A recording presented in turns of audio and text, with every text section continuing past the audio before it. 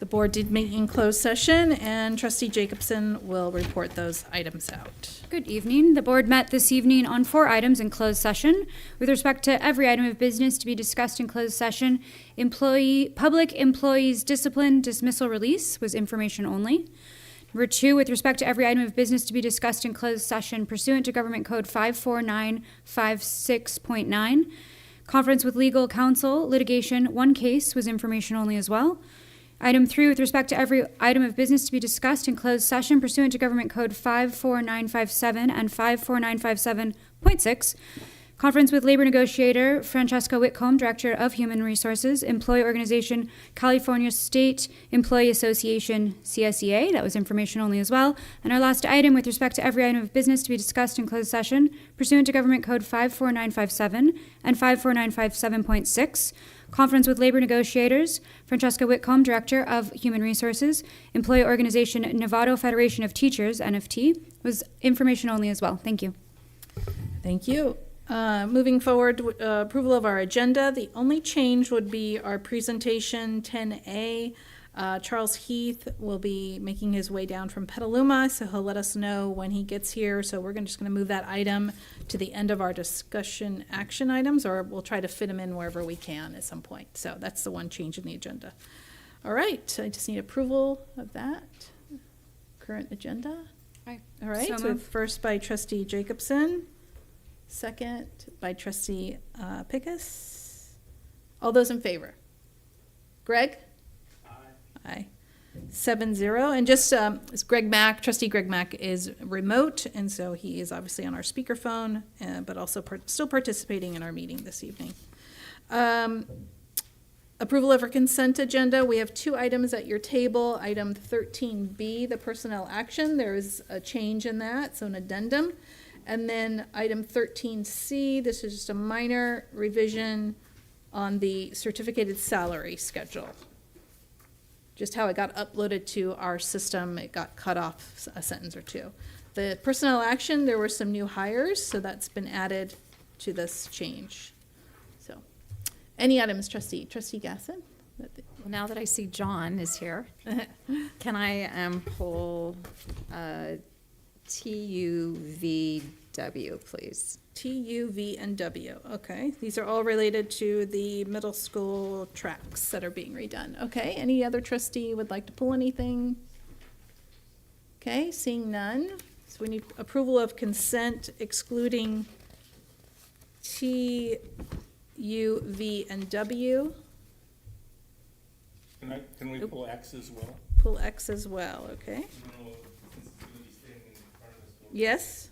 So Ross is pulling that. So including X exclusion. All right. Trustee Pickus is a first. Second. Trustee Gasson is a second. All those in favor? Trustee Mack? Aye. Aye. Okay. 7-0. That passes. Announcements. Trustee Millerick, any announcements? None. Trustee Pickus. None. Happy summer. Trustee Lametta? No report. Okay. Trustee Gasson. Just want to mention that I had a really nice meeting with Marlene Capra, the executive director for SpeakSafe.org, and we discussed some of the laws that had passed in 2018, 2020 related to education for our students, staff, and families on human trafficking education. And so I've already talked to Dr. Larson just to see where our policy is on that, and just maybe reinstituting some of the training that used to happen for families on that topic, which I think we presume it doesn't happen here, but it actually does. So, Trustee Mack, any announcements? Nothing to report. Okay. Trustee Jacobson? I was involved in a meeting with the Coalition to Save San Marin, and that was a lively conversation. And I was at the school fuel board meeting. They are looking at some partnerships with some other nonprofits that could be really interesting. Obviously, they're always planning on ways they can help our schools in different ways. They're working on their mobile book trailer and looking at the tour of Novato next spring. I have nothing to report. Madam President? Yes. For the superintendent, like to add that I'm serving on the screening committee for the next president for the College of Marin. And we had our meeting where we were figuring out the panel questions, and it's a 15-member panel looking widely distributed across all of Marin County. So that's going on, and the next meeting is not in July, but in August. Thank you for letting us know that. Dr. All Larson? right. I just want to report our summer programs are off and running. Camp University, all of our credit recovery programs at the high schools, math camps, Summer Hawks, lots of good reports and wonderful things happening. And then we're going to be at the 4th of July parade. So if anyone is in town, come down and see NUSD and all of our other community partners and help us celebrate in our downtown parade. Thank you. Trustees, I'm going to go back to our consent because we pulled those items. I never went back to Trustee Gasson and Trustee Millerick to see if we could just do those items now. So how about if we do that? So John, if you could come up, this is referring to the T, U, V, and W. Trustee Gasson pulled them, the fields that are being redone at the middle schools.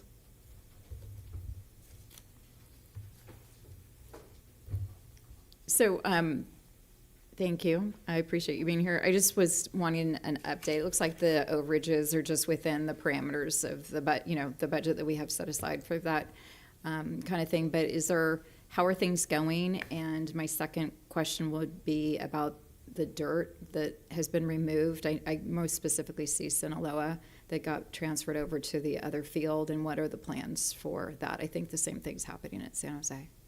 Yeah, no problem. So yeah, all of these changes are within the GMP. So the cost of the contracts do not exceed over the GMP that's been awarded. As far as the stockpiles go, those are going to be spread out. They're going to raise all of the irrigation on site, and then it'll be seeded, much like they did the practice fields at the San Marin High School. Okay, so that's all within the project scope. All within the project scope and budget, yes. Okay, awesome. Thank you. All right, so would you like to move those items? Sure. Can Okay. I do it all together? I think so. So, yes, I move that we approve items, T, U, V, and W. correct. All right, so first by Trustee Gasson, second by Trustee Pickus. All those in favor? Trustee Mack? Yeah. Okay, thank you, 7-0.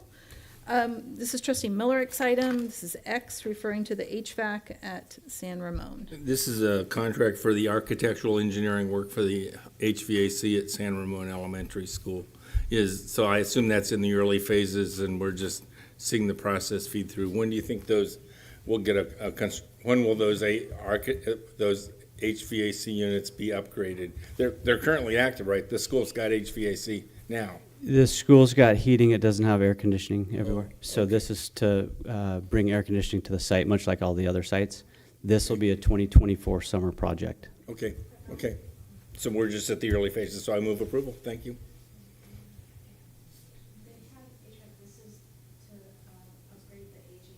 Aging system at San Ramon. Yep. But aren't So they the rooms already already have air H- conditioned? They do have AC. Because 110,000 would not be, This is for the architectural oh, services. the architectural, yeah. No, that's, my understanding is the air conditioning units are 20 years old, is my understanding, but that was the clarification. Correct. There are some buildings without HVAC, and then some of them have some aging HVAC. So this is to correct Okay, that. so maybe we can get a clarification, get a specific, in our Friday memo, get it precisely exactly what the mix is on that campus as a result. Yeah, Melissa, I've got a breakdown of all of that. You want to come up and speak, or no? We got it? Okay, all right. Just want to make sure we're both in agreement here. But what the real issue is summer of 2024. 2024, exactly. Okay, Thank you. all right. So I move approval. Okay, thank you. So first by Trustee Miller, this is for item X. Second, anybody? Trustee Gaston has a second. All those in favor? Trustee Mack? Yeah. Okay, thank you. That motion passes 7-0. All right, so then we'll move into, thank you, John. This is non-agenda public comment. And I did not have any non-agenda public comment. We do? No, not. Oh, you, oh, no, hold on. What did I do with those? Ah, there they are. No, those are gonna be for item 12C. These two? They're non-agenda public comment. It says commitment of fund balance. Oh, I'm sorry, they said that they were doing non-agenda. Yeah, no, it has to go under the item related to it, so. And I'm assuming, your movement of money, Tim, that's commitment of funds, is that, same thing, yeah, okay. So that's what I have, right? Okay, good. All right, we're gonna, then we don't have any non-agenda public comment. Let's start with our discussion action items. This is the LCAP coming back for approval. We had a staff report at our last board meeting. All right, good evening, trustees. Thank you so much. I am back tonight to bring for final discussion and approval the 2023-24 LCAP. In our last meeting, we did hold our public hearing and our presentation that reviewed all of our goals, actions, and metrics. There have been a handful of updates since our last meeting, and I just want to pull those out right now, make sure that you are able to find each of those. The first are the two goal updates where we added the areas of concern from differentiated assistance. And so in goal 1, that is adding a focus on students experiencing chronic absenteeism in the area identified for differentiated assistance for NUSD's English learners, students with disabilities, and homeless youth. You can find that on page 17. In addition, Goal 3, the addition of the same targeted goal, but specific to students who are experiencing a lack of academic growth and or low achievement in math and English language arts.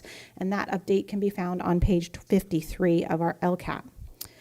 Moving on to you'll see these reflected in our budget as well. Some minor budget updates. The difference is simply a change in staffing expenses and difference in contracts, both from within, so our own staff salaries, but those of our partner agencies. So for example, Apex is shifting from 70 to 74,000. The cost of our mental health counselors from 900,000 to just over $1 million. Camp University staffing and programming from 100,000 to 130,000. And I believe those are all of the financial updates. All of those are within our overall budget capacity for LCFF and has not made any substantial difference to the overall budget. We've just trimmed in other areas. And then finally, we had added updates for our metrics. These were metrics that we weren't able to report until the school year had closed, including our D&F list for both 6th through 8th grade and 9th through 12th grade. You can see that we have decreased, which is great, but we still have more work to do. And then we also added our pupil achievement for the number of students enrolled in our CTE programs, which has increased. And we continue to hope to see a steady increase in our programming for our specialized CTE pathways. The last one we added was the Data Matters platform usage. You can see that we have a decrease in the use by district office administrators, but an increase by teachers and an increase by our site administrators. And I see a spelling typo there. I apologize. Other than that, everything remains the same from the prior presentation. So if there's any questions, happy to answer. Thank you for going through that. Anybody questions from the board? Trustee Mack, any questions? Please speak up. Seeing none. Good, thank you. Okay. This is approval of our LCAP, the final year of this particular LCAP. I need a motion. If there's I nothing. so move. Okay, so a first by Trustee Jacobson, second by Trustee Pickus. All those in favor? Trustee Mack? Yes. 7-0. Okay, Thank you. All right. Next item is approval of our 23-24 proposed NUSD general fund budget. Again, coming back to the board, had a staff report at a previous board meeting. Hi, Vina.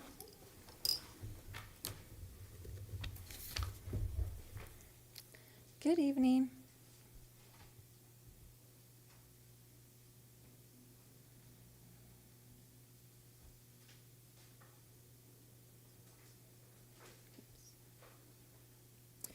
Good evening. Thank you for having me back. I'm not going to go through this presentation, again, it's the same thing that from the public hearing, just drawing attention to the areas that changed. So like was mentioned, there was some changes to the LCAP. So the only difference in the overall budget from the public hearing to now is the addition of about $200,000 that was added to LCAP actions. So the slides have mostly just been updated for anybody who wants to look at it with just, all the updated balances. So I just wanted to draw attention, like, there's a couple places. Just going to scroll through. Oops, sorry. I did update the typo, the error. Thank you guys for pointing that out. Parcel tax is $4 million. That was just an error in the presentation. So, so that's been fixed. Just overall, all the graphs and charts have been updated. I did also want to note that since our last talk, since our last meeting, the transportation allocations are finally out. The state is funding it at the 60% that we were all hoping it would be. We don't know if it'll be at that level every year, but so the allocation for the district for 22-23 is $709,000. So that will help impact the current 22-23 year and then also the new year. So it's not included in the MYP or in the budget yet, but that will come back at the next cycle or first interim. So that will be nice. And hopefully if the state continues to fund it at the 60%, then with it increasing cost of transportation, that allocation will also increase, as it's always going to be based on the prior year. And sorry, I'm going to skip. Sorry, I'm skipping down. So this is the other slide that I wanted to circle back on, and then it will go right into the next agenda item, but I'll leave this up so we can talk about it in the next agenda item too. I did also want to know and apologize. There was an error. The line that says restricted balances, you see it starts with 12.9 and then goes to 10 and 7. In the original presentation, the dollar amount was carried across, and it was not supposed to be that way. So it gave the appearance that you were eating into the Fund 17 fund balance, and that was not the case. So I did update this slide. And then we can talk more about it now, or if you want to wait till the next agenda item, and I'll keep this up. Trustee Gasson, this is on page 16 of the presentation, is what she's referring to here.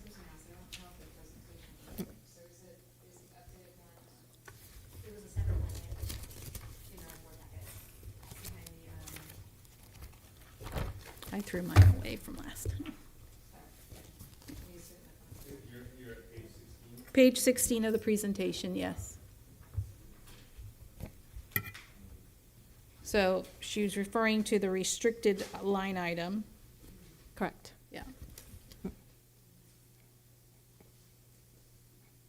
But if there's no questions, and you can, about Fund 17, you can ask those on the next item, the commitment of funds.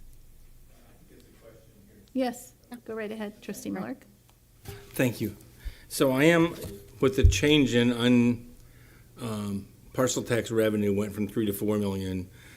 Was it just an error in the print, and then the actual the bottom line totals, the ending fund balances didn't change? Is Correct. that what I'm reading? Correct. Because I was imagining when I walked out of here last week or 2 weeks ago that the ending fund balances were going to go up by $1 million each year. That wasn't the No, mistake. it was The just- mistake was just It was just a typo in the a presentation. typo on the presentation. So that leaves us back to the conversation of unassigned reserve for economic uncertainty, 3%. There's $3 million for that, and unassigned and unappropriate is $4 million. So we have a total. We're at 7% total in the third year. Is that down in the lower right-hand corner? Correct, yeah. So, so I'm confused, I think, because it goes 7.7% in the first year, Yes. and then 6, that I understand. I thought and I don't understand how it gets back up to 7% in the third year. I thought we were seeing a declining fund. We were overspending our reserves, both in the 25-26 year as well. So you're proposing we're not. In the third year, the third year was, let me go back. I don't think the third year was. The third year is positive. The fund balance is Right, positive. okay. The net surplus. You have a net surplus. and not deficit spending. Right, in the third year, so In the third that's, okay. Okay. So, okay, I guess I don't need an opinion right now, I have my own opinion, thank you very much. Thank you. Thank you for clarifying that, I was confused about that $1 million a year difference, thanks. Any other questions from the board? We saw the majority of this the last board meeting, so we just want to. Okay, this is a discussion action to approve our budget. Right, so I'll move approval, Okay, I mean, first by trustee Millerick, a second by trustee Jacobson for the 23-24 proposed NUSD general fund budget. All those in favor? Trustee Mack? Yes. Okay, 7-0. And Vina, you're going to stay up there for the remainder of the items, correct? Yeah. Yes. Okay. You're like, who's talking to me? I'm hard of hearing, so Oh, you are, okay. everything Good to know. sounds like it's on this side, so Got that's it. why I keep turning. Okay, no, that's helpful, thank you. Okay. All right, so the next items are resolutions, and the first one is commitment of fund balance. I do have 2 public comments on that item, so why don't you go ahead and open it up, and then we'll move into public comment. So after our last discussion, I did go back and pull the board-approved items from last year, since I didn't have them originally. And so what was approved last year was $2 million for technology, $1 million for asset management. The balance of Fund 17 was going to be committed to deferred maintenance. And then there was a separate resolution that said anything above the 10% would get committed to stabilization arrangements. So given that in the last conversations, we didn't do a new list for me to put the whole, list here. So I just wanted to go through the items. I assumed you would want to stay with the commitment of the Fund 17 going to deferred maintenance. So it's the only item I included. The technology piece is included in the budget and ongoing, so you wouldn't need to recommit that. There has been it's already been added to the budget. So the only item would be the $1 million in asset management or any other items that you now want to commit funds for. We can come back and bring another resolution at a later board meeting and add these new items. Okay. But the main thing is that the unassigned is 7.7%. So you're under the 10% with just committing the Fund 17 balance. There isn't anything that needs to go to stabilization because it's not over 10%. So basically for the 23-24 fiscal year, we have unassigned the $5.4 million. If there are additional items you would like us to commit, then we can bring that at a next board meeting and do a new resolution. Okay, well, that's good to know, that we're not locking ourselves No, in. absolutely Okay, not. Good. All right, board members, questions, and then I'll go to public comment. Trustee Gasson and then trustee Millerick. So I went back to the board meetings we had last June and listened to Lois. And I wanted to actually clarify some things which I think maybe was unintentionally misunderstood at that time. Okay. One of the things that she mentioned when we started allocating, there was originally 14.3 million, I guess, that we were looking at needing to potentially assign. When we were speaking with her, Fund 14, she said on a couple of occasions, once you put money into Fund 14, you can't take it back out. I'm wondering, after I had a conversation with President Butler, is that true, or did she mean we have the restricted maintenance account? I'm not 100% sure. I haven't heard that before, but I also haven't ever moved anything out of a Fund 14. That could be the case. I could go back and research it, but I don't want to say yes or no because I'm not 100% sure. Okay, because I understood when we committed funds, we could commit and then uncommit and put somewhere else, but I would hate to put money into a place where we weren't allowed. And I do have nonprofit accounting experience, and I know when you have a restricted fund, which is why I thought maybe it made more sense if you put money into restricted maintenance, you can't take that back out, and that maybe it was just a miscommunication from our perspective. So I'd be interested in knowing that before putting, over $5 million in something. Correct. Yes, the transfer hasn't happened yet, so But I can research it and double check if that's correct. Okay. And then I had some other comments, but I'll let, I guess, Trustee Miller and then Trustee Jacobson. So I can ask my stuff later. Yeah, I'm looking at the, I have the number, resolution 28, 29, and 30 at my desk, but I don't have resolution 27. Okay. So I was looking for, here's a copy of it here. So, thank you. So you went through and you said there, okay, so now I can read what you were talking about. There's 3 categories. On June 28th, the board approved resolution 13 authorizing commitment of funds to follow $2 million for tech, $1 million for asset management, and $5+ million to transfer to Fund 14 deferred maintenance.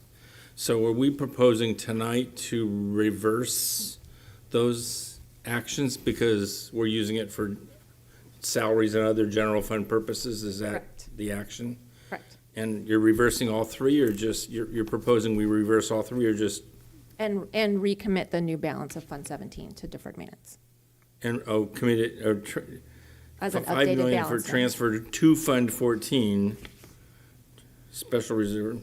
At the resolution from last year, we Yeah. committed Fund 17 to go to Fund 14. Yeah, right. On that resolution. So she's just saying, we're gonna do the same thing again. Commit those funds to Fund 14.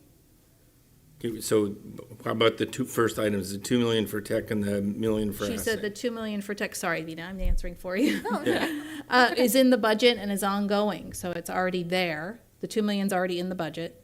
And the asset management is just not, we can make that call ourselves and we can bring back another resolution, if we So want. I'm not sure what consequences has except get us on the right side of the accounting for Fund 17, is that right? Because we set aside, quote, Fund 17, but now we're spending them as if they were in the general fund. So the balance in Sorry Fund. for being confused, this is. No, it's okay. The Fund 17 balance is still intact. It hasn't been moved yet. It's just committed as of this point, but the actual transfer has not happened. Yeah, I care about, that's what the accountants are gonna do. What I care about is what we authorize in the public meeting so people know where the money's gonna get used, for what purpose the money's gonna get used for. So are we saying we're not gonna use the money for these purposes, or I don't understand the consequence of our actions. I mean, But that was the question that I was going to research, if once you do the actual transfer, if you're restricted. So as of right now, it's just committed. You can, until we do the actual transfer, you could still uncommit it if you want to change your minds. yeah, I would like to, we're not gonna meet again through the month of July. This is gonna be in limbo for, 45 days. So, since you said that 10% is our threshold, correct? Correct. And you said 7.7%. That's where you're at right now by only committing the Fund 17 balance and still having to decide on the other 5.4 if you want to do so. Okay.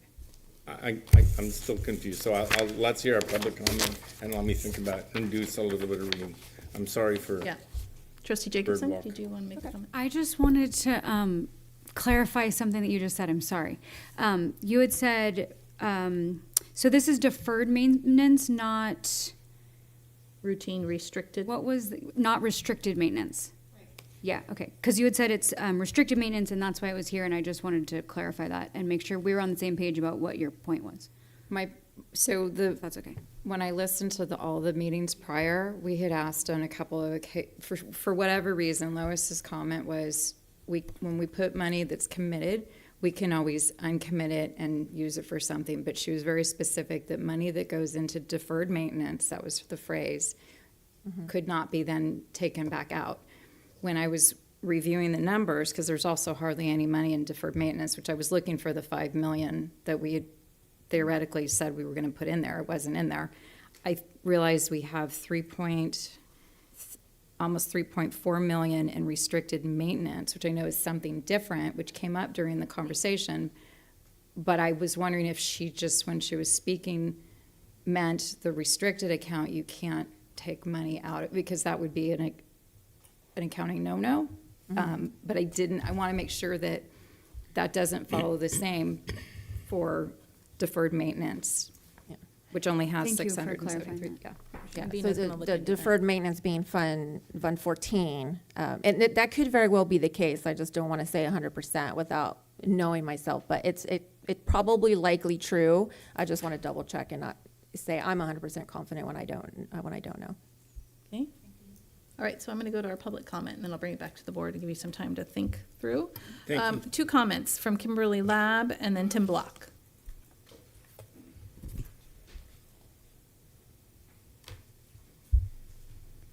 Good evening, board members and Dr. Larson.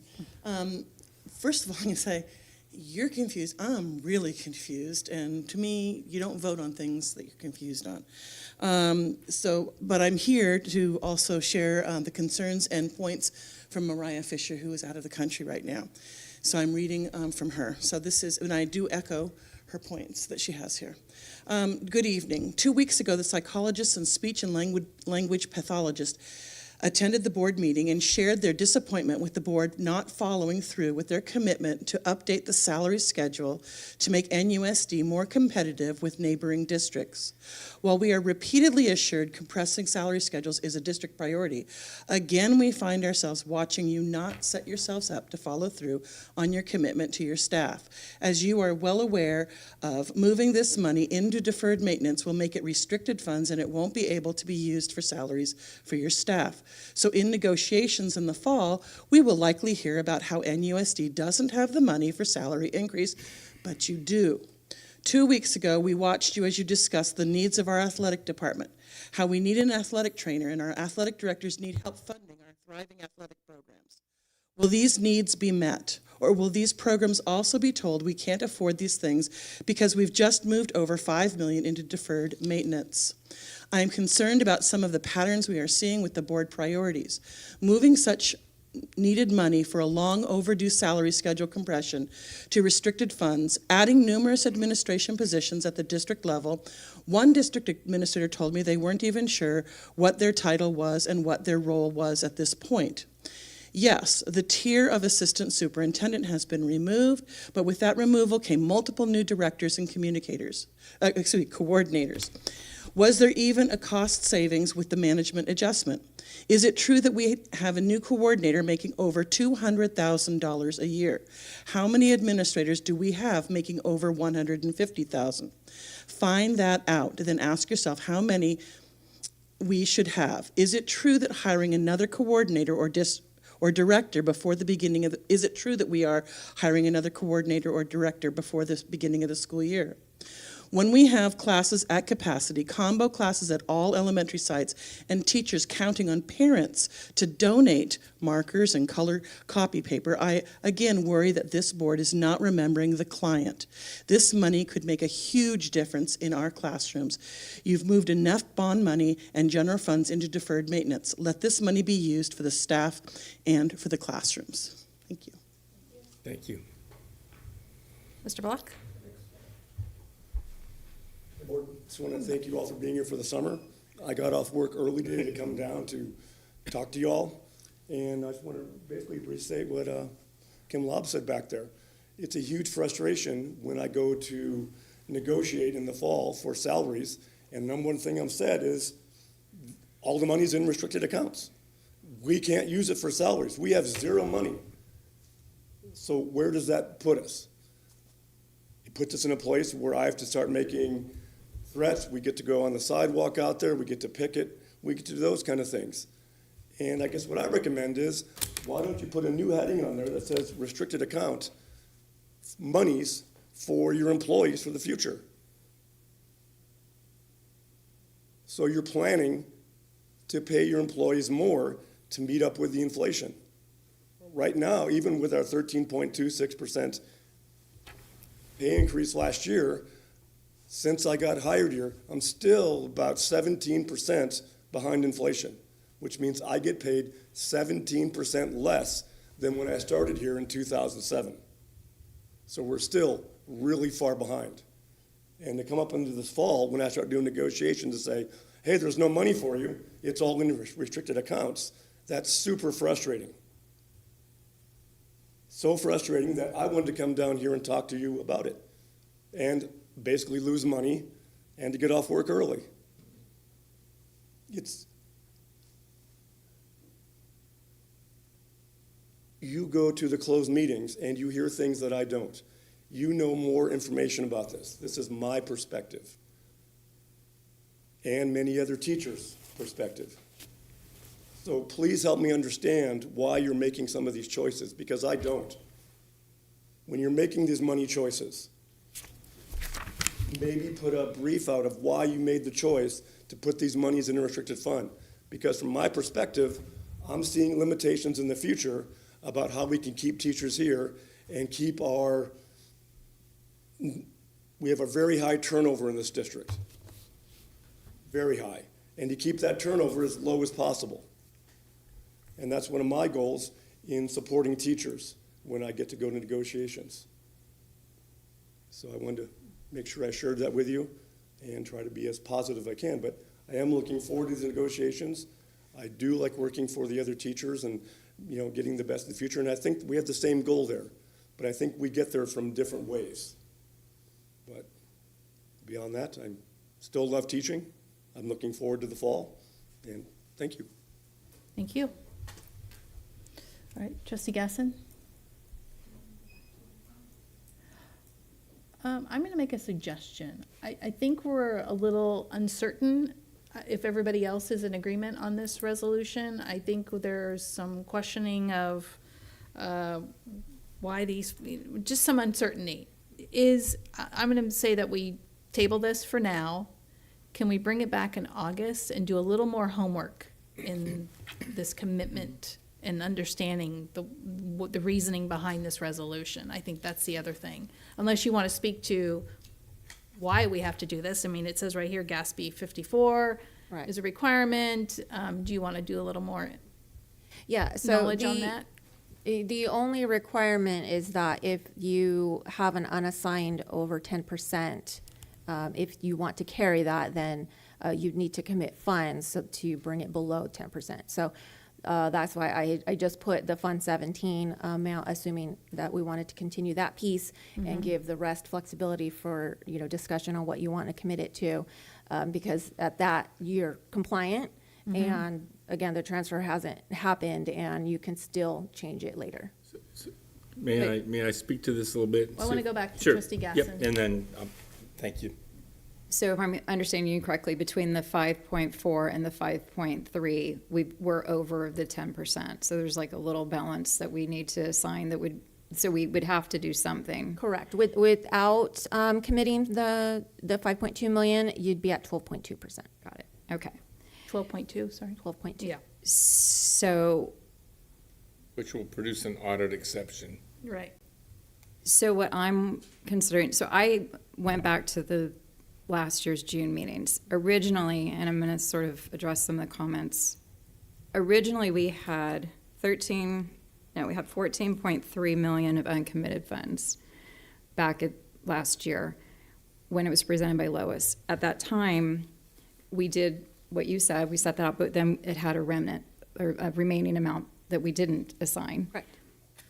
About 8 million of that went to salaries. So there was of the 14 million, 14.3, 8 million thereabouts went to teacher salaries. So that brought us down, and we still have to figure out then to be compliant. What did we just say? $1 million? Is that what you just said? How much do we have to figure out now to get under 10? It's basically only 2.2% is what you have to commit. I don't have the math. So that would The be. dollar amount, I'm not, yeah. Because when I first saw this come in front of us this weekend, I would like to take back the $1 million for housing. I think that's important, and I was disappointed that money got pulled. So I would like to at least see $1 million. I think teacher housing is extremely important, so I would like to see that committed, and I don't know if that gets us under the threshold, and we could postpone the rest of the discussion about deferred maintenance and find out exactly if the money goes into that.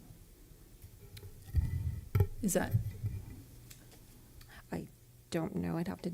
Okay. I don't have the dollar amount of All right. just that 2.2 piece. So we're faced with a whole lot of information that we're not experts at. right, and we're not clear on. And we're not clear at, And if we make an error and we correct it in August, I think that's the best we can do. For us to sit here and guess at the answers, and I appreciate your being here, but our regular CFO is, who would provide us better continuity, is not here. We seem to be in a position where we need stronger advice from our staff. Now, what I do understand in this process is we hit triggers, so you're gonna help me on this because I'm not the expert. We had reserves that were in the 15% capacity, which amounts to almost a whole month's worth of reserve salary. If something goes haywire, we can make payroll one time and then we're in trouble. 15% isn't a big number, but state law changed and we hit some triggers at the state. Right. And so now we're subject to a 10% cap. Is that Correct. what happened? Yes. So the reason we're surprised is we fell into a trigger structure that no one guessed that we would ever fall into. Is that a fair statement? Correct. As of last year, when you, Right, as of last year. Yes, So that's correct. we are now faced with this 10% cap. And my understanding of the law says, well, look, at schools are supposed to use the money to serve students, not to pile it in the bank. So you should be spending the money for books or educators or buildings, or you should be spending the money for some purpose. Correct. So in this case, we put it in the deferred maintenance, the some purpose category. correct. And deferred maintenance would be, so we spend, this district, it's a $100 million a year district. We have 15 campuses, and we have things like roofs failing and sewers failing, and we spend about $5 million a year over and above bond, new buildings, keeping this thing from falling apart. Because we're gonna find out about air conditioners that are wearing out, that we just have to approve replacement for, and we're gonna hear some more. So it's not that $5 million is being thrown away or hidden, it's being used for purposes that are real needs. But it seems to me like all of this conversation is above us. We haven't had this discussion in an effective way. I would follow the president's lead and say, let's just table this.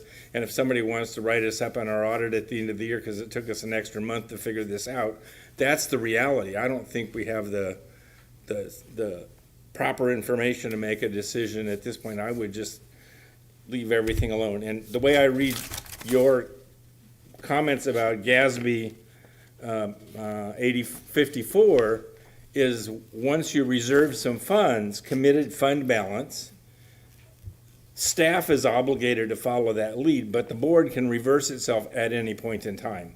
It doesn't restrict the board from acting. Correct. It just it requires the staff to implement board policy. So we're not restricted to change our mind next week or this week or next month. Right. It's just that staff have to do what we tell them. And if we let this money sit here for a month, I don't think that's gonna change anything over the summer. I would rather be more informed. I would rather get better advice and I'd table this topic. I would take the president's lead and table this topic for this month, and if it becomes a line item in the audit in a year from now, then okay. I don't want to make decisions with this No, I think poor if it comes information. back the first meeting in August. So pardon me for talking on and on and on, but Can I clarify, just so I Yes. understand Yeah. what the staff's next steps are? It sounds like there's two major questions that I'm hearing. The first is how much of the fund balance needs to be committed? Because Right. what is the percentage? So if it's 2 point what%, so first and foremost is how much needs to be committed? And then the second question that seems to be really important in our decision-making is what is restricted versus not restricted, because there's concern about putting funds in a restricted that we would not be able to then transfer out if needed. Are those the two main concerns we want to bring back in August? yeah. What I just read is we can move it back out anytime we want. The question that staff is asking is why are you taking the money out of, general fund money out of my pocket? I think it's a good question. Well, and I think what I'm hearing, though, is we want it to be someplace where we can pull it back out. But I think Trustee Gaston brings up a good point, is if we are putting it into a fund that can't be, then Right. we are tying our hands. And I don't know. So we're looking Yeah. for, what is the flexibility? answer that, Okay, perfect, thank you. And I think from last year, when we said, let's put it in deferred maintenance, the 5.2 it was, or I think it's almost the same number, 5.242, is because we don't have enough money in there to, I think you spoke to it, to repair our facilities. And so we had to put a chunk in there to help us. We're always struggling when something falls apart to find the funds to take care of that. So. We got a project to repair San Ramon air conditioning.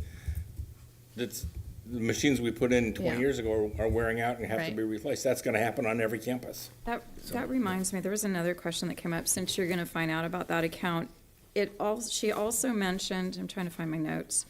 She also mentioned that there was a requirement, it was a funny conversation. She said that there consistently has to be money put into a revenue stream into Fund 14, is that correct? I don't know. Okay, I'd be interested to understand that too, because she was mentioning that there was, I think it's 262,000. Yeah. There's some weird amount that goes in there, 262,484 that goes in each year automatically. $250,000, yeah, about.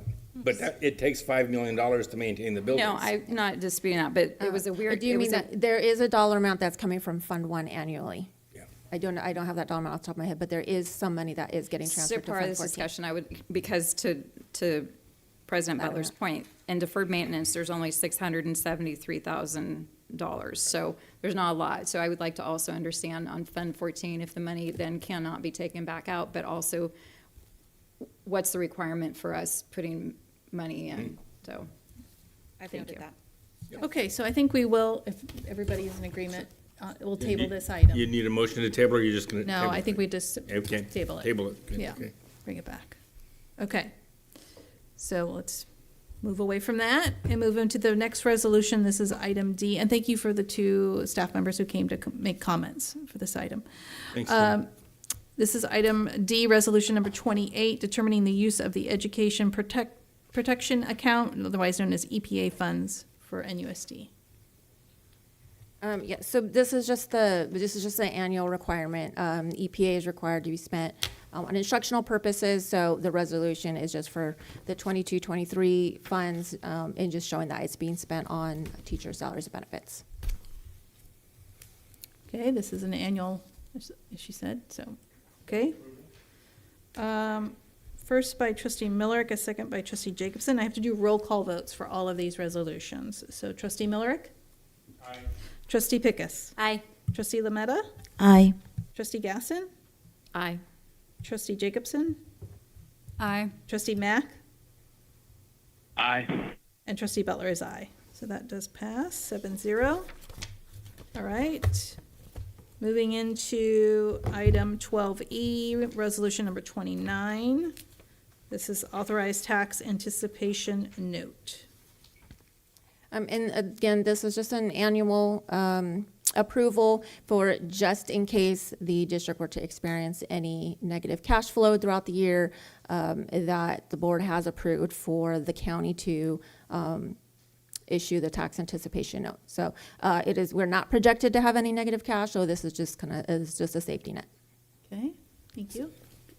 I'll move, but just for clarification, revenue to this district significantly comes in from tax collections at the county of Marin, the actual cash dollars, and they don't come in uniformly over the course of the year. Our labor costs are sort of 9 months out of the year, or unless the teachers elect the 12-9 program, so it's over 12 years. So that difference in when the revenue comes in and when the money has to be spent, this is an opportunity for us to borrow against from the county a tax anticipation note.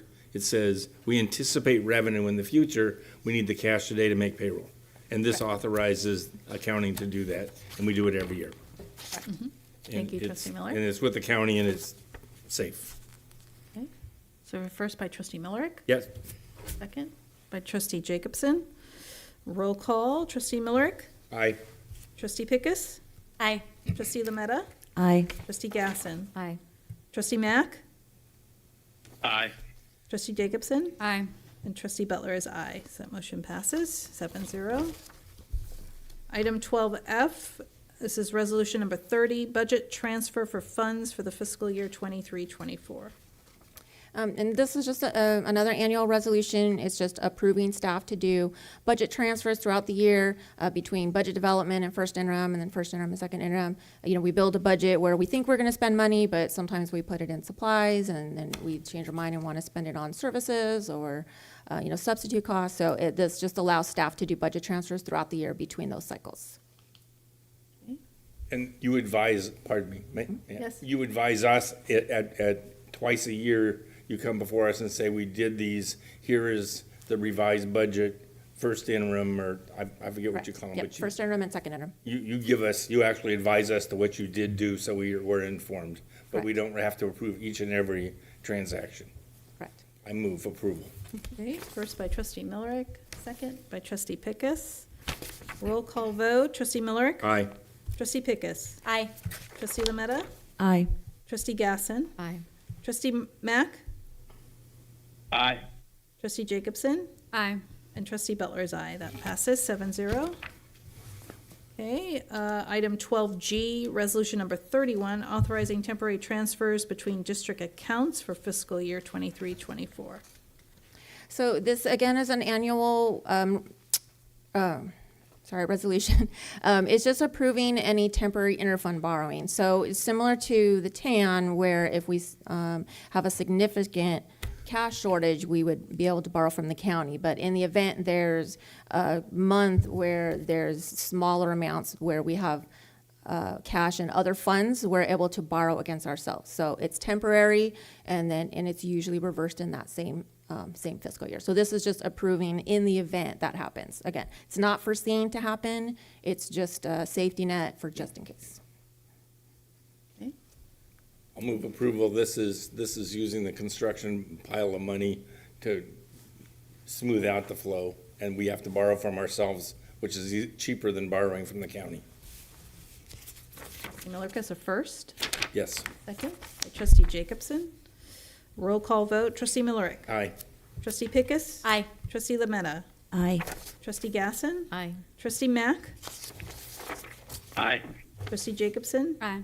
And trustee Butler is aye. That passes 7-0. 12H, resolution number 32, authorizing year-end budget transfer.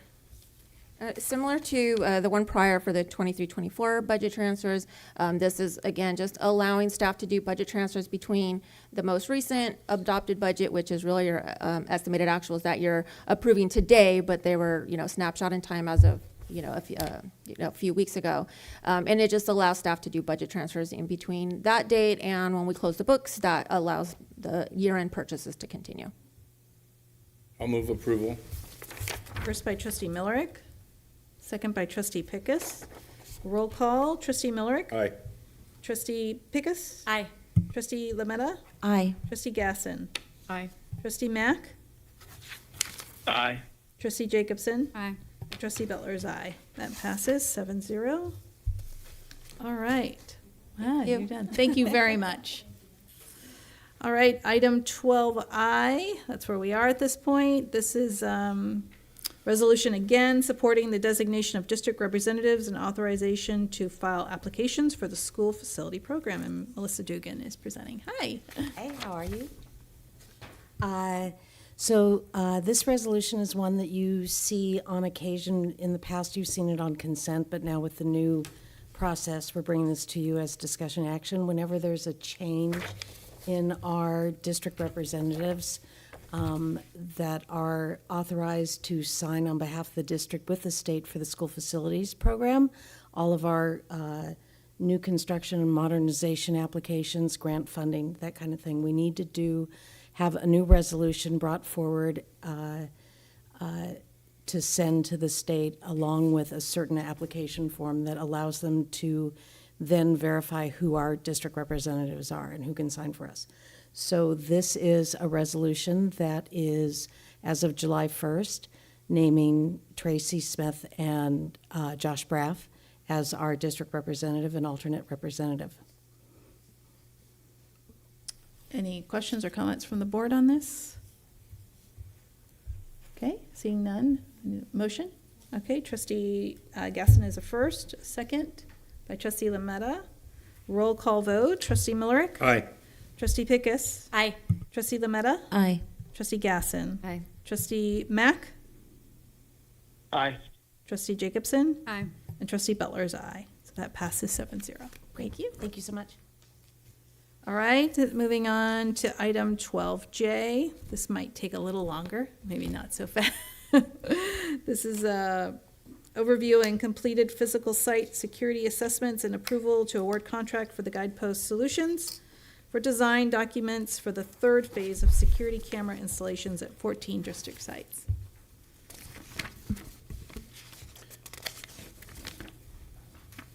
All right, thank you. The board has previously approved a contract for Guidepost to provide physical security assessments at 14 sites. That's including all of the elementary schools and the middle schools, as well as the Novato Charter, the Hill Marin Oak site, 819 Olive, and the district office for a total of 14 sites. So tonight we have Guidepost with us. This is Lindsay Woolward. He's going to present an overview of his efforts. And at the conclusion, we're going to ask that the board approve the Guidepost proposal to commence design services for these 14 sites for $225,900.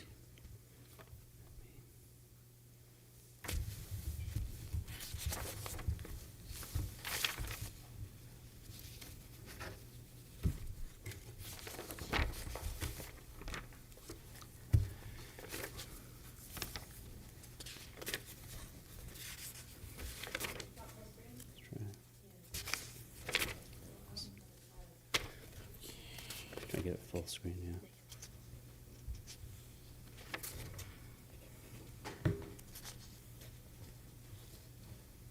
Good evening, trustees. Hi, welcome back. Thank you very much. It's a pleasure to be here. You have been provided with the draft reports from this project. I believe that those are available for your perusal, and I am, of course, happy to come back and discuss in a closed session if we want to discuss any of the sensitive security observations or get into any details. The purpose of this presentation is really just to talk about the project as a whole, kind of what did we do, what was our approach, and I'm happy to answer any questions. I just want to give an overview of the project Guidepost and the team that worked on this project, discuss what the scope was, our methodology, and then answer any questions. Project overview, we had previously completed assessment and reporting on the high schools. And this project was to round out 14 other sites across the district, including all of the elementary schools, the middle and TK-8 schools, as well as a few of the other district sites, including Hill Marina Oaks, the charter school, the district office, and 819 Olive Avenue. And we were looking to do a comprehensive survey of the security conditions, given the imperative from the community to spend bond money on safety and security. We want to provide a holistic and complete understanding of the various elements of security that contribute to maintaining staff and student safety. So we were to identify recommendations for security improvements, prioritize those recommendations based on the unique conditions of the site, identify district-wide commonalities, so not just what does each site need, but also what are some programs that are worth elevating across the whole district, and recommend those near and midterm priorities for sites and the district as a whole. Essentially, everyone can go around and make a gigantic checklist of everything that could be done. Our focus was to say, these are the things that we recommend should be done soon and should be done in the midterm. As far as Guidepost and the team that worked on this project, here's some marketing boilerplate that my colleagues insisted that I include. But essentially, Guidepost is a consultant, and what that means is that we work for you and on behalf of your interests. We don't take money from other people to represent their interests. Our focus is exclusively to understand the conditions at the schools and make recommendations based on the school's needs and the culture of the district as a whole, to work to solutions that you feel confident in implementing for the students and staff. We are an international organization. I'm based in San Francisco. We've got a large office in Walnut Creek, but we pull on our colleagues across the world to advise us. We do a lot of K-12 work within Nevada, within the Bay Area, across California, and across the country. So taking advantage of my resources, my history, as well as my colleagues. On this project, I, Lindsay Woolward, did most of the logistics work as well as the on-site observations, interviews, and report writing. And I was supported by a team of other folks, Angela Osborne, who runs our risk assessment division, and I report to directly. Tim Olson, who was also working on the design projects for the Ocularis update and the Verkada design for the high schools and the GMO building. Nick Haywood, who runs the technology division, as well as my colleague Connie Brandon, also on the risk division, whose expertise is in policy as well as staffing, which is not my forte. In terms of our methodology, we follow a philosophy of identifying and understanding what are the layers of protection at each site. So essentially, there is no one perfect solution for all schools in America. Each site is unique, and different elements of site security contribute different benefit. You don't have to have the same approach or the same physical barriers, the same operational barriers, the same technology at each location, but by combining district-wide perimeter protections around the parking areas, the buildings, and the interiors of the space, including technology, physical barriers, operations, staff, training, all of the things that contribute to your overall security, you are most likely to be able to deter or prevent the various kinds of security incidents that might have an impact on education or students or staff. In terms of our specific process, I don't think we need to go through bullet by bullet. I'm happy to return to this if you have detailed questions, but essentially we start with discovery, understanding what is the context, what are the individual site needs and culture of the site, what does the built environment look like, and what are the data that we can refer to in terms of crime reporting data, et cetera. After gathering all of the information that we can from policy to direct observation, we go into analysis. So we're looking for consistencies or inconsistencies within a site or across sites. We're looking to see if there are some elements that are best practices that are not present. We're looking if there's consistent operational and governance support. And we're looking at things like, when was the last time you did a camera refresh? We then produce a deliverable. As I said, that's been delivered in draft form to you. I look forward to hearing comment from you and from the district to incorporate that into a final delivery of those draft reports. And then advising on the future state. My goal is not to give you a report. My goal is to support NUSD in achieving security mitigation strategies that are effective and consistent with the goals and culture of the district. So essentially, we start with learning. That, for this project, included interviews with site administrators as well as site staff. We had interviews with other stakeholders as well, particularly at Linwood, where there were a lot of interested parties who wanted to talk, hear, understand, and contribute to our data gathering.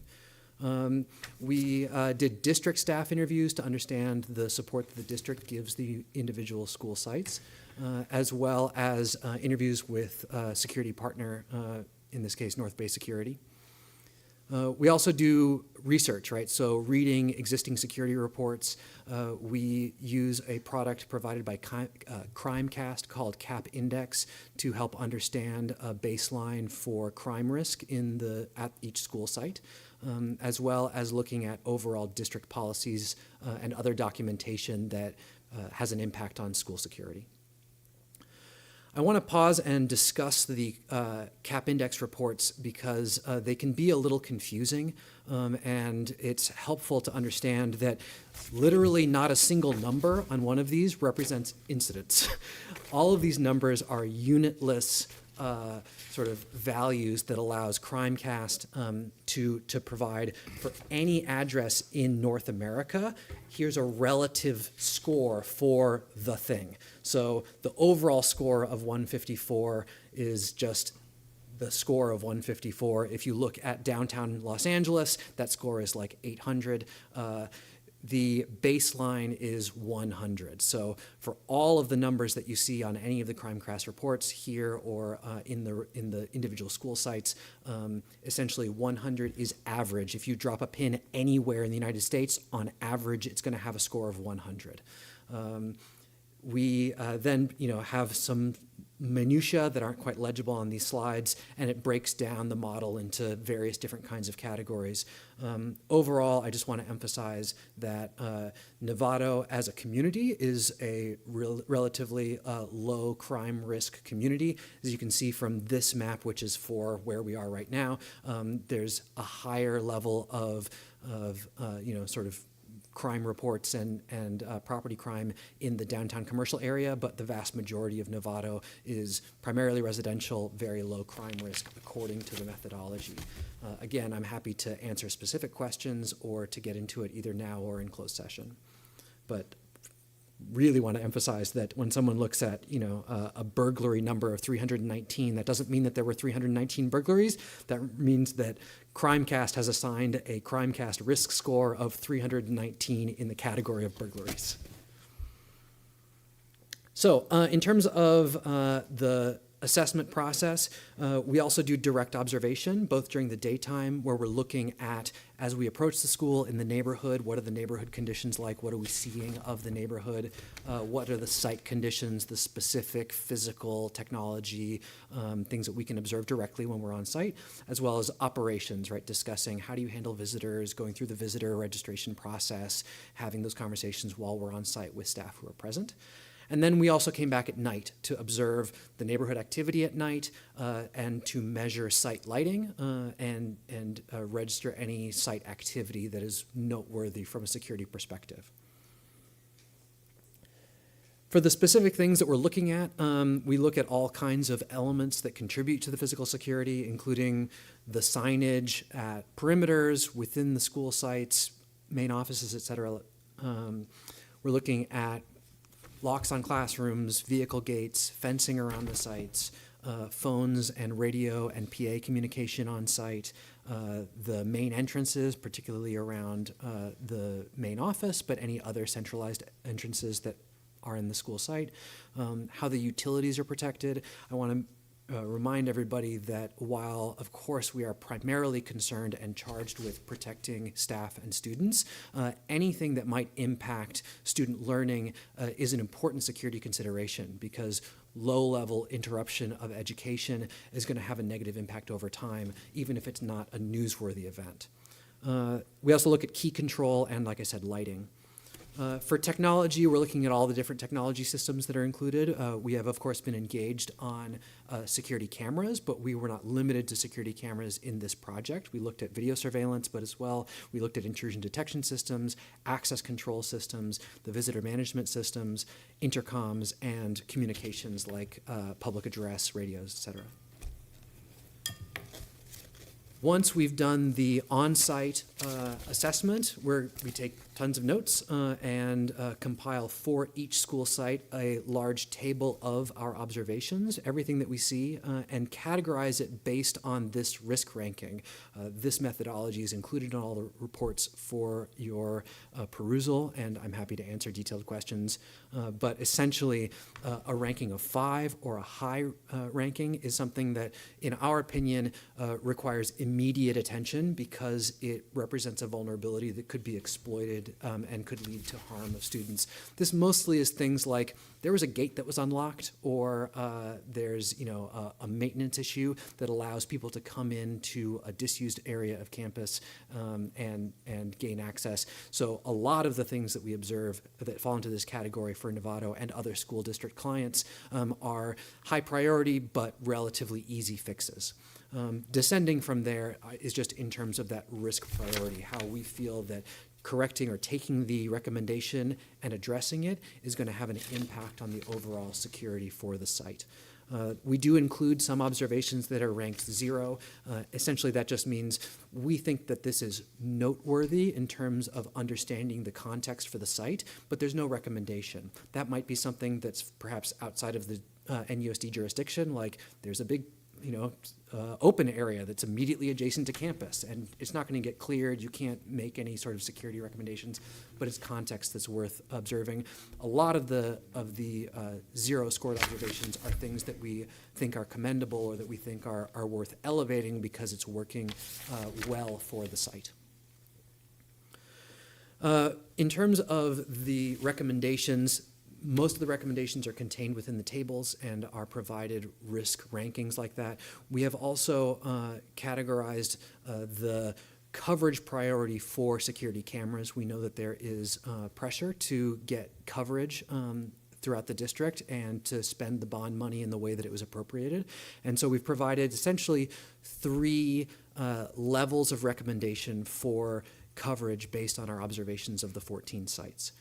High priority areas are focused on identifying the parts of campus that are currently not covered by security cameras, but which are primary means of accessing instructional areas or areas of high student or staff concentration, being able to understand who is coming and going from the areas that are highly populated during the school day, as well as some other unique situations depending on the school site. Medium priority in orange is, important and good to have, although not essential in terms of putting together a functional video surveillance system. This is because of the large site areas that NUSD manages. There's a lot of perimeter and there's a lot of area and approaches to the school sites. So there's some areas that are worth covering to get a complete picture of who may or may not be on campus at any given time, but they aren't necessarily primary entry points to the main instructional campuses. There's also low priorities. These are nice to haves. So as funds and will allows, these coverage areas are valuable in terms of both security and also operations.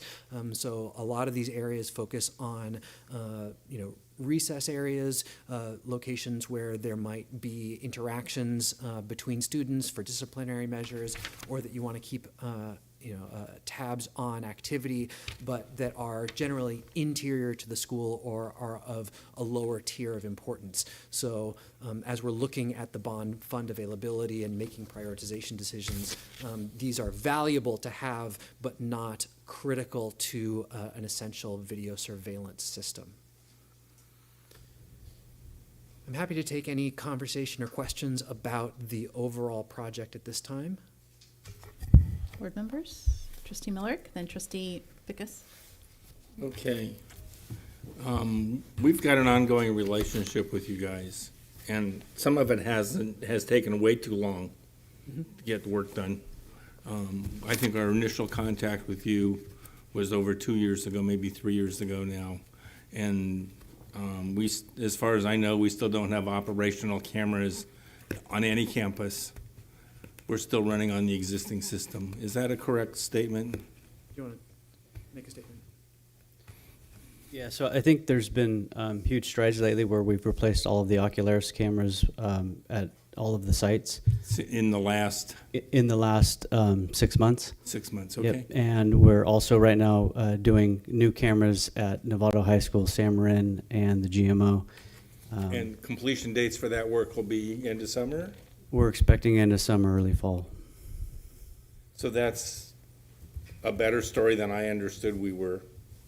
Okay. And to speak to your larger question, the challenge of any sort of process where we want to make sure that we get it right in the long term is making sure that all of the stakeholders have input and involvement, not just at the report level, but also we've gone through and we've gone to a schematic design. We believe this is the number of cameras that we have budget to implement and the coverage that are high priority.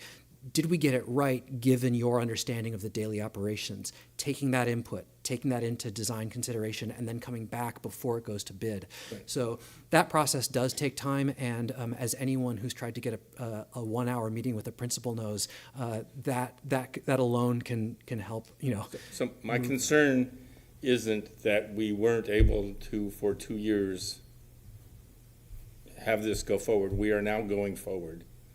Yes. construction is underway. My understanding is the existing cameras that were the older system that basically, that were failing routinely, have all will be replaced by end of summer at 6 sites, is that? Those have already been replaced. Have So all been replaced. we understood from the IT department that there was a high risk of imminent failure of the old system. We prioritized design of the replacement for that, and between IT notifying the project team that that was a priority and that going out to bid was, I think, 4 months. Is it, so is and the work will be done by end of summer? That work is already done. Already The done. Expansion Do you have do we have acceptance documents from our staff that said they've tested it and we're gonna give you a final check?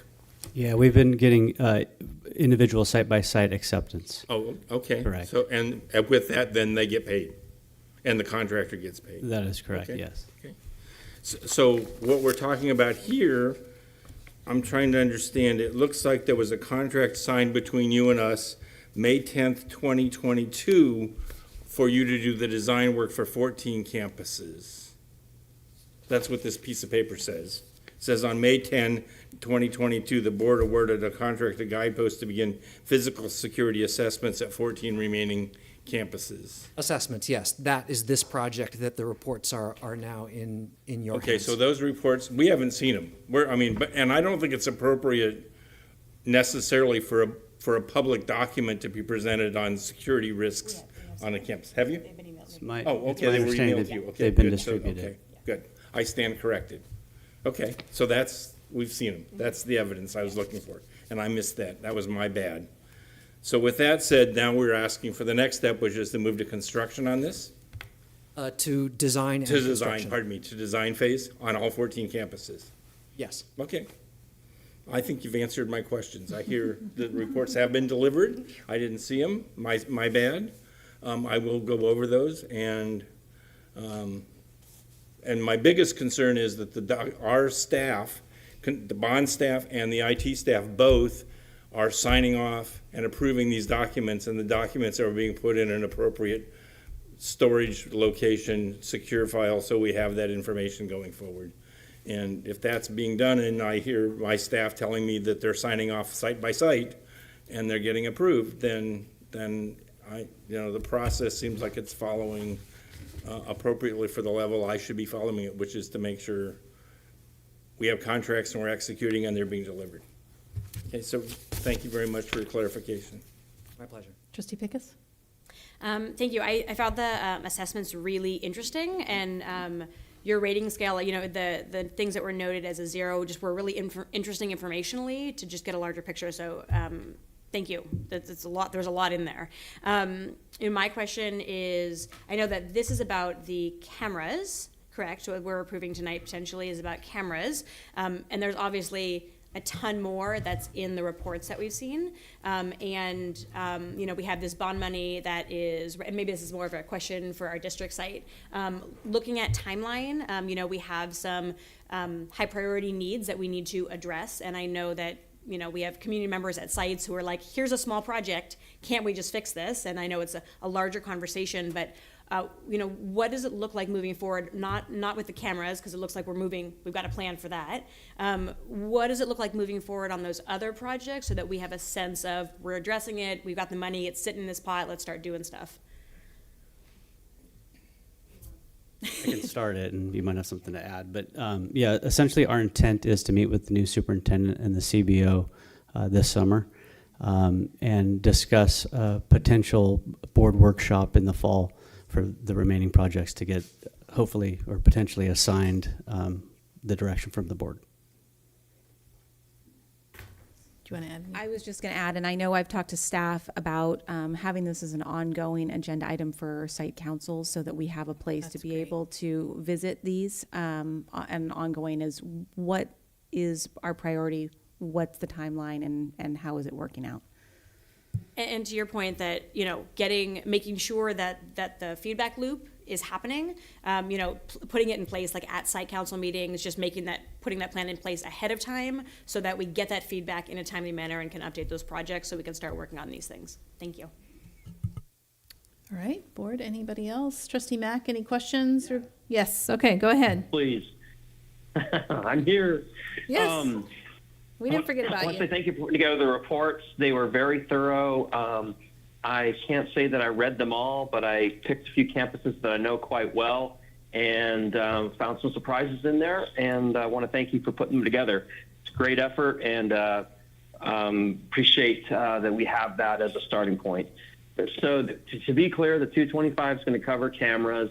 My question would be, you were in the presentation, you got the red, the orange, et cetera. I would assume that effectively you're going to have a different color for existing cameras. And then it's going to be red for remaining spots that are high priority, et cetera. Does that sound about right? I know it's kind of rhetorical, but just want to make sure. Yeah, that's correct. In the reports for sites that already have existing cameras, the existing coverage is indicated in green, so you can see what's currently covered and then what those high, medium, and low priority coverage areas, if cameras are to be added to those locations, are. And really the deliverable at this point is going to be, simplistically, if I oversimplify it, I'm going to see a visual representation of every campus, just like I'm seeing in the slide deck, with the green, as you said, the red, the orange, and the blue. Yeah. Effectively. We're still in discussion between me and my team and the NUSD team to make sure that we have exactly what the first round of design deliverable is. But the current plan, last we discussed it, is by the end of summer to have a schematic design for each of these that really nails down what is the distribution of cameras and the coverage priorities, very similar to what's in the reports from the assessment project. Yeah, my ask would be if there could be kind of a summary level to the what's delivered to us. I'm sure you're probably going to do that anyway, but just want to make sure that we have something that we can look at that really gives us a bird's eye view, literally, right, of what you're proposing, and then allows us to drill into exactly how that works, et cetera, to get into the schematics, all those sort of things. I suspect that, I'm preaching to the choir, but I just want to make sure I'm understanding it and that we're on the same page. Yes, absolutely. And as I said, I'm happy to come back and have discussions with the board if there are any questions. Okay. Got it. Okay. Looking forward to it. I think this is well worth our time and money well spent. Okay, thank you, Trustee Mack. Trustee Pickus, and then Trustee Miller. Yeah, just a follow-up question. Some of the things in the report were like low-level, kind of small things. We don't have to wait on all of these pieces. We don't have to wait like till the end of all this feedback loop to address some of those smaller things, right? I imagine that's stuff that our sites are looking at, some of those smaller pieces. I think the idea is that we need to prioritize, and yes, if there are things that can be done, and we were talking about things that are no cost. It's more about management of traffic. It's about making decisions about how and when students enter and exit. Those kinds of recommendations is where we can start working with the school staff to move forward with. Great. Okay, so some of those smaller pieces, we don't have to wait for the end of all the feedback stuff to start addressing some of those pieces. Great. Thank you. Trustee Miller? I still haven't read the report in the time I had, but I am concerned that we address the perimeters of the campus, and particularly things where I know getting service to a camera is a long run, like at the far side of the football field, perhaps, along a back fence. Campus by campus, it'll vary. So I assume the report's going to address that, and I'll be able to read about it when I get to it this weekend. Yeah, we talk about each of the different systems, including perimeter fencing and camera coverage at each of the sites in terms of what is present and what we recommend. The recommendations, it's easy to say you should have everything everywhere. Our recommendations try to be a little bit more achievable and really focus on what's effective. All right, if there's no further questions from the board, they are looking for approval of this item. I would move approval of the design contract Okay, for the 14 elementary schools. First by Trustee Miller, a second by Trustee Lametta. All those in favor? Trustee Mack? Yeah. So do we have a timeline for when this design work will be done? We have a draft timeline, so John and I have been working on that, and I believe do you want to speak to where we are last? Yeah, so we're looking at kicking this off as soon as we get approval, so it'll happen within the next week or two. We'll go through the schematic design and design development phase. and then the construction drawing phase like we would with any other project. So we're looking at bidding this out March of 2024. Right. 9 months from now-ish. Yeah, okay. Thank you. All right, that item does pass 7-0. Okay, Thank you very much. thank you. All right, this is item, where am I? K, item K. This is awarding the contract for the swimming pool replastering project at Novato High School. Yeah, tonight just looking for award to Adams Pool Solutions to replaster the pool. Currently it's chipping and in need of repair, so $224,005. Board members? Trustee Gasson, yes, question? Just a quick question. This feels like something that's not going to have any like unforeseen circumstances. It's pretty much because I know it's over. What did I just jinx that? I'll knock on wood. I mean, it's a pulling thing, right? Okay, I won't hold you to that. There's always unforeseen things. We could open up the plaster and there could be some rebar that we need to chip out and stuff. I don't foresee this as being where we run into anything major, but you know. Is this like you said, inclusive knock on wood, of a little cushion on that then? The Like we two normally do? Yeah, the two, because the 224 is the exact price to do it. that's what I was worried about. So there's no, like, There's so no- you would there- have to come back and ask for more. We would have to come back and ask for any change order. And you're not going to do that. I hope not. I've asked Dr. Larson to speak to what we have in plans in place. So thank you very much. We're excited that this is going to be happening in the very near future. It does displace both of our high school water polo teams, and so I just want to make sure that the board is aware, community is aware that we're working with our partners to reserve pool space elsewhere, and we'll ensure that our teams have full access to pool for practice times and will not forego any of their seasons.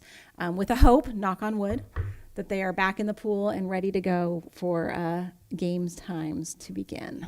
Thank you. Okay, thank you. Trustee Mack, do you have any questions regarding this item? Yeah, just one quick question. We redid the pool, pretty big project. How long ago was that? Is that 10 years? 8 years? I think it was like 2015-ish, something like that, 14, 15, if I recall you're correctly. But the Plaster Association indicates that plaster lasts like 7 to 10 years, depending on balance. So this is right in line with where I would anticipate plaster needing to be replaced. Okay. I didn't know that. It just feels short, but I'm not the expert. Okay, thank you. Trustee Miller, did you? Yeah, I'll move approval, but just a reminder that this district goes through about $5 million a year in deferred maintenance items, just exactly like this. A toilet fails, kitchen fails, fan over oven fails, a plaster fails, asphalt on a parking lot disintegrates. $5 million a year, and we don't have nearly $5 million a year set aside. This is using up all of what we normally set aside for the whole year. $250,000. One school, one project. Yeah. Well, it serves both high schools, so it does. Right. Yeah, if we could talk to Indian Valley campus, I hear they have a nice pool. You think? We have. This is a good time to also thank our athletic directors and our water polo coaches for all four men's and women's team. They are working very close partnership, and I'm very thankful that we have such a great staff and a good collaborative team. That this district delivers to the students of this community opportunities, including the IVC campus, is really why I sit here and why I think everybody else sits here, to make things possible that wouldn't have happened if somebody else wasn't paying as close attention. So I'm happy to have moved for this item, but notice that we have a fiscal problem. First by Trustee Miller, second? Anybody? Trustee Gaston is a second. All those in favor? Trustee Mack? 7-0. Thank you. Item 12L, declaration of need for fully qualified educators for the 23-24 school year. Repeat item we get every year. Yes, we bring this every year. It's a requirement for the district to provide this information to the Commission on Teacher Credentialing, just as I hate to say a guesstimate, but it is, an estimate of areas that we feel we will have a need for hiring potentially teachers that don't have a full credential. They might need an emergency permit or other emergency type, temporary type document. So it is the usual areas: science, math, special education, bilingual, for our dual immersion program. Everything is pretty much the same that we've taken annually. Yeah. Okay. Board members, questions? Nope. Okay. Approval? First by trustee Pickus. Second by trustee Gasson. All those in favor? Trustee Mack? Yes. Okay, that passes 7-0. Just an update on Charles for our post-election analysis for the parcel. He's on his way from Petaluma, so I'm going to say we're going to keep it in place, and we're going to do the item once he shows. We might have a little bit of a, we might take a little bit of a break, and then he'll come. So I say we just do it tonight and get it done. All right, 12M. All right. So I believe this is approval of our initial proposal for negotiations. Yes, this is from CSEA. Yes, so we're accepting, CSEA has presented us with what we lovingly call the Sunshine Letter annually for negotiations. And typically in a regular negotiation cycle, we will, both parties will bring salary and benefits and then 2 additional articles. So as you can see, they are bringing salary and benefits. Oh shoot, I just left it here. And then Article 4, hours and overtime. And then, sorry, Dawn. And then Article 20, disciplinary procedures. And they've given you some information there on their thoughts. Okay, we have a comment card, so I'm just going to go straight to that. Don Nicodemus, welcome. Thank you. Good evening, Honorable Board of Members. And yes, I did want to say that we are concerned about some of the information that we've received this month as far as the salary, classified salary survey, and the report from Kate Lane regarding basically our need to plan to improve fund balances and that sort of thing. And I wanted to say that I appreciate the board's cautious and steady approach. In the past, we've kind of been whiplashed a little bit between catching up with cost of living adjustments that were needed in the past and layoffs back and forth almost from year to year. So we do think it's good to have a more steady approach, be cautious about reserving fund balances and that sort of thing, so that we can address solutions that the district needs. There are some things about the salary survey that were good. The basic problem that we see as far as classified staff is that comparable classified staff are often hired by non-school districts.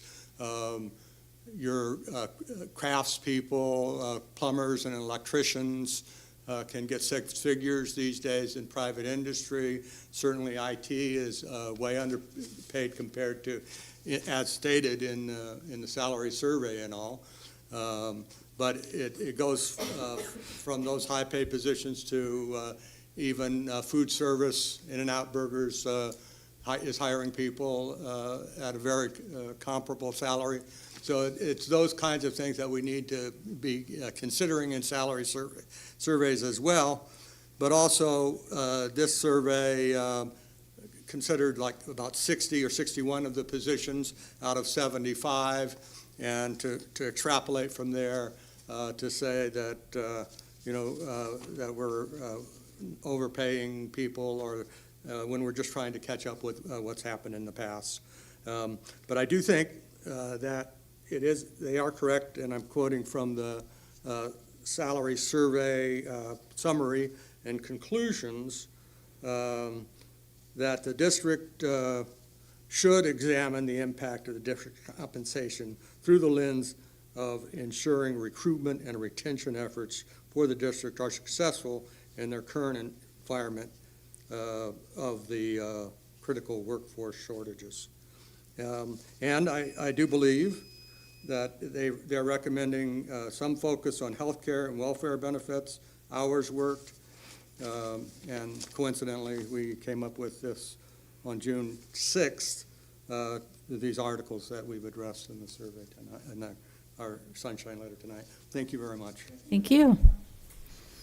All right, board, looking for approval of these openers from CSEA. Okay, first by trustee Millerick, second by trustee Pickus. All those in favor? Trustee Mack? Yes. Okay, thank you. 7-0, that passes. Now moving to our openers, Nevada Unified. Yes, thank you. So on our item, as you'll see, we've reopened salary and benefits. And then Article 11, the grievance procedures, and Article 12, the evaluation. And I did include the appendices just because they are going to be impacted by some of these articles that we're reopening. Okay. Same as the item before, just this just what we're bringing to the table for openers. Approval by trustee Gasson. Second by trustee Pickus. All those in favor? Trustee Mack? Yeah. Okay, thank you. 7-0. Okay, so that, we just have the parcel tax. We're going to take a break, and when Charles shows up, we're going to jump right into his presentation. So if you could just turn off your mics for right now, and we'll just take a break, and we'll be back shortly.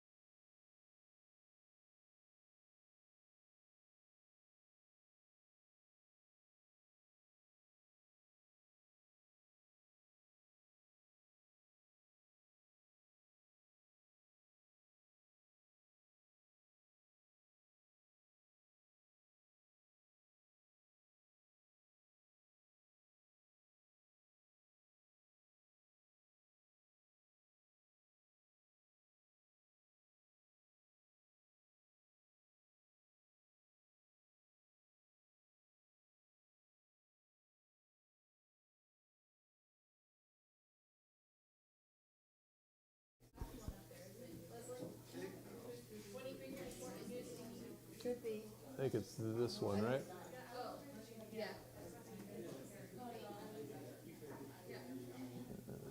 Okay, board members, let's bring it back.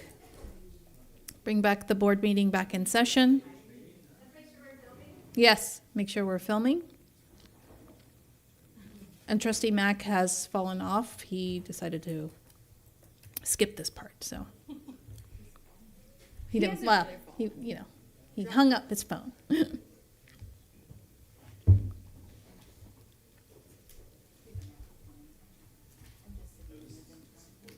Oh, sorry.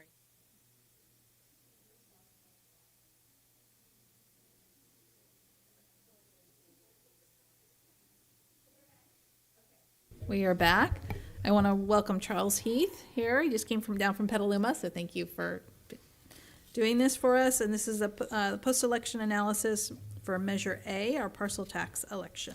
Turn it over to you. Okay, thank you very much. Appreciate you all waiting for me. We were talking about parcel taxes in Petaluma too, so common theme. As everyone knows, Measure A was a resounding success, but win or lose, we always like to go back and take a deep dive into the data so that we can learn everything we can from the election process and then archive that information so it's available for future campaigns in the community. Parcel tax will need to be renewed. There could be future bonds, and so there's always a lot of learnings from this process that we like to take advantage of. So what we've done is we've taken all of the publicly available data for who voted, how people voted in this election, and analyzed it a number of different ways in order to try to draw some key conclusions. So I'll walk that through you tonight. Just a quick overview on the data that's available to us for analysis is we can look at support and opposition to Measure A based on how people voted, whether they voted in person or by mail. And we can also look at how people voted yes versus no geographically. But we can't look at yes versus no votes demographically because of the privacy of the individual ballot. We can't look at men versus women or older voters versus younger voters. So there are some limitations there. However, with voter turnout, we can see individually which voters voted and which different, so we can do a demographic analysis of turnout, and we have that for you. And then we also have some information about the timing of voting. In a mail ballot election like this, where everyone has a ballot 30 days before Election Day, it's interesting to look at when people cast their ballots, because that helps you understand when you need to communicate with voters to maximize the impact. So jumping in here, at the highest level, the final results for Measure A, 83.3%, which I think exceeded everyone's expectations, which is a great thing. Parcel taxes require a 2/3 vote, so we exceeded that 66.6% threshold by 16 percentage points, or about 2,400 votes. So a nice, comfortable win. Then, as I mentioned, we also looked at the yes-no vote based on how people voted. So everyone was mailed a ballot, and then you had an option to either mail that back in or vote in person. Only 50 voters took advantage of the opportunity to vote in person, so the vast majority, over 99% of ballots, were cast by mail. You can see that support was higher among the vote-by-mail ballots, 83.4% compared to 64.9% of those in-person votes. We've tended to see in recent election that those in-person votes cast tend to skew much more conservative because of concerns about the sanctity of mail ballot voting. So I think that's probably why we see that differential there. But key takeaway here is people are very comfortable with the vote-by-mail process, and Nevada voters like to cast their ballots that way. And then this is the geographic analysis of support and opposition by precinct. Oftentimes we'll see pretty radical swings in support from one part of the district to the other. We really don't see that here. You can see uniformly we were kind of in the low to mid 80% range in every single precinct within the district. Every single precinct was at least 81% or higher. So no sense that, North Nevada versus South Nevada or sort of one neighborhood versus another, there were significant differentials. Support was pretty uniform across the entire district. And now we'll turn our attention to looking at voter turnout. So of the approximately 39,000 registered voters in NUSD, we expected, based on looking at past turnout in similar elections in Nevada, that turnout would probably be around 34%, maybe 34, 35%. Ultimately, what we saw was that turnout was almost 38%, so turnout was a bit higher than what we expected. That's partially attributable to just interest in the issue, but also the campaign in favor of Measure A spent a lot of time and energy focused on get out the vote efforts, and in particular trying to influence supporters of the measure, parents, other people that were highly likely to be yes votes, to vote disproportionately to the rest of the population. And we'll see in the next slide actually the impact of those efforts. There were 31 people that cast a ballot that didn't have a yes or no vote. Interesting that they took the time to return that ballot, but that's their right. So turnout was a little bit higher than expected. So this is the breakdown of turnout of various supporter groups. So we look at the polling that was conducted pre-election in order to understand which demographic groups are most likely to be supportive of the measure. And then part of the campaign is, one, to persuade voters to vote yes, but then also in a relatively low turnout special election, we focus on getting our supporters to vote disproportionately to the rest of the population. And that way you're winning through not just persuasion, but also stacking the deck in your favor by getting those yes voters to return their ballots. So the first group we look at here is parents. There's about 4,700 registered voter parents in the district. About 2,000 of them cast ballots. That was 42.7% turnout. We then compare that to overall voter turnout, the turnout of other voters in the district, and you can see it's the same. So that's actually unusual. Typically what we see is parents who tend to be younger voters vote at a lower rate than other voters. So simply getting parent voter turnout on par with voters in other voter age groups is an accomplishment. I've seen this number, 10, 15% percentage points lower for parents than it is for the rest of the population. So that certainly suggests that the get out the vote efforts focused on parents had a positive impact. And then we have our yes IDs that were sort of in two categories. There were the people that the campaign identified as supporters of Measure A during the campaign, but then we also have a database of people that have been identified as supporters of past parcel taxes and bonds here in Novato. And so together we treat that as a get out the vote target that we're trying to mobilize to vote. Among that group, those yes IDs that we identified in this campaign, they turned out at a rate of 77.7%, right? So that really shows you the power of engaging with people, getting them to commit to vote yes. Largely they follow through and do vote yes with those reminders that we give them. So that created a significant bump in support. Those previous yes IDs lumped together with the current yes IDs, they turned out at a rate of 63.5%. So also, significantly higher, about 31 percentage points higher than general voter turnout, right? So again, that's how we're creating that margin of victory by getting those extra supporters to vote. The people we identified as no voters, a much smaller group, they turned out at about 58%. So again, they weren't subject to our get out the vote reminders. And then if we lump all these groups together, parents, yes IDs, past yes IDs, that's what's our get out the vote target there at the bottom. And they turned out at 52%. So again, higher than the overall voter turnout, which is what we're trying to accomplish with our get out the vote strategy. Next, we'll look at voter turnout by party. Partisanship tends to be one of the strongest predictors of how someone will vote on a tax measure. So you have more registered Democrats than Republicans in Novato. Democrats turned out at a higher rate. So about 42% of Democrats cast a ballot in this election, only 38% of Republicans, about 28% of either independents, no party preference voters voted as well. So that 6.6% differential, above and beyond what we would have expected the rate of Democratic turnout to be, that again, those are highly likely to be yes votes, and that again helps us kind of stack the deck in our favor. Looking at that same data a different way, this just looks at the makeup of turnout by party.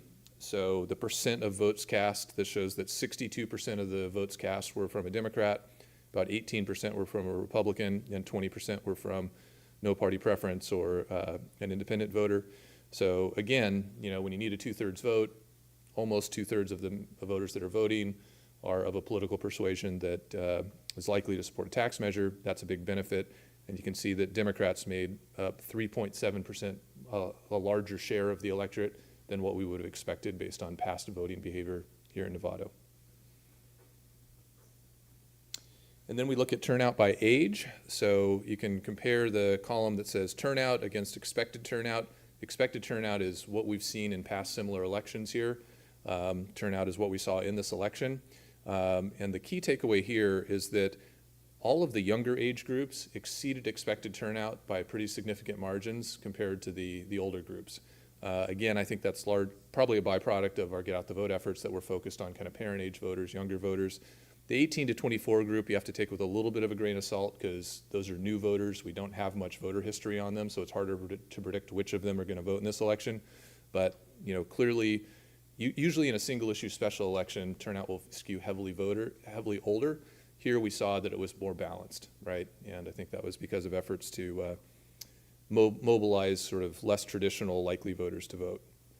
And then again, just looking at that a different way in terms of the percent of overall votes cast by age group, again, you can see that the older age groups, 55 and over, were underrepresented compared to what we would expect in kind of a quote-unquote normal election. And some of those younger age groups, especially look at that 35 to 44, that's a lot of your parents, they were overrepresented, right? So strong turnout among that group. And then wrapping up here, we also looked at the rate of ballot returns. So what this does is it looks at the number of ballots cast sort of throughout the time series from when ballots were received right at the beginning of February through Election Day at the beginning of March. Oftentimes this graph will look much more like a hockey stick, right? It's really flat and then it really peaks at the end. Here we saw kind of a more steady stream of ballots coming in through the election. What I think that means is that there were a segment of voters that heard the message. There was this important issue on the ballot. They received their ballot, they filled it out, they mailed it in right away. Then there were other people that procrastinated a little bit, but it was more balanced than we often see. It wasn't just this huge spike of votes right at the end of the election. So again, all those consistent reminders to get out the vote throughout the voting period had an impact. So then just wrapping up here, first of all, this is an overview of what the campaign was able to accomplish.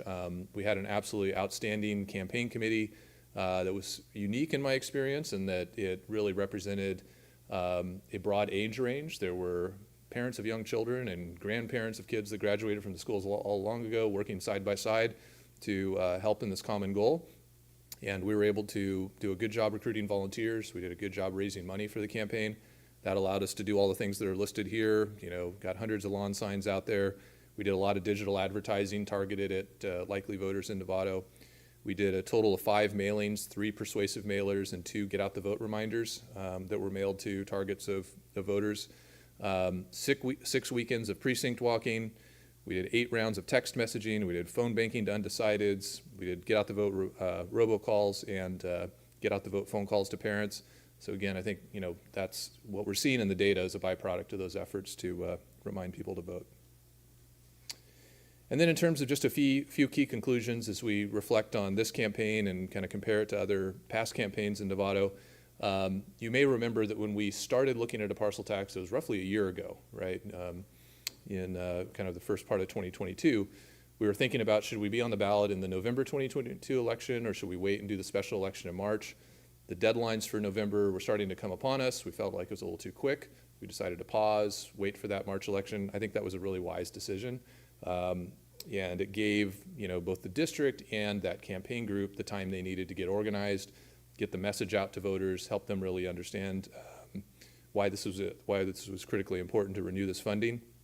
And the district really did a good job on the front end, both through the Blue Ribbon Task Force and also just the district's communication to tell the story about the parcel tax that then the campaign could build upon.